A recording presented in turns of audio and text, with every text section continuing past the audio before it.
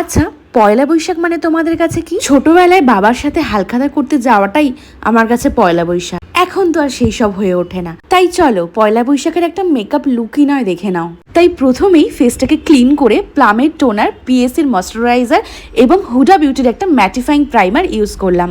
এবং এরপরে আমার ফেসের ডিসকালারেশনগুলোকে ঠিক করার জন্য এলেগালের অরেঞ্জ কালার কারেক্টার ইউজ করলাম। আর এই প্যাচ প্যাচে গরমে লো বাজেটে ফরএভার 52 ফাউন্ডেশন কিন্তু বেস্ট। আর কনসিলার ইউজ করলাম পিএসি থেকে। আমি কিন্তু প্রত্যেকটা শেড নিচে লিখে দিচ্ছি, তাই সেগুলো কিন্তু দেখতে মিস করো না।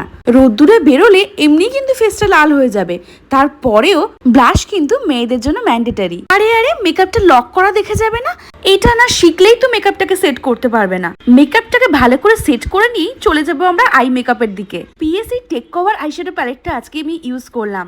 একটা রেড কালার ফুল আইলিডে অ্যাপ্লাই করে তার উপরে শপারলের এই প্যালেটটা থেকে পিগমেন্ট ইউজ করলাম। দেন একটা কাজল লাগিয়ে সেটাকে স্মাচ করে আইলাইনার অ্যাপ্লাই করে নিলাম। দেন মাস্কারা ইউজ করে লোয়ার লাইনে হোয়াইট কাজল ইউজ করলেই ব্যাস আই মেকআপটা কমপ্লিট।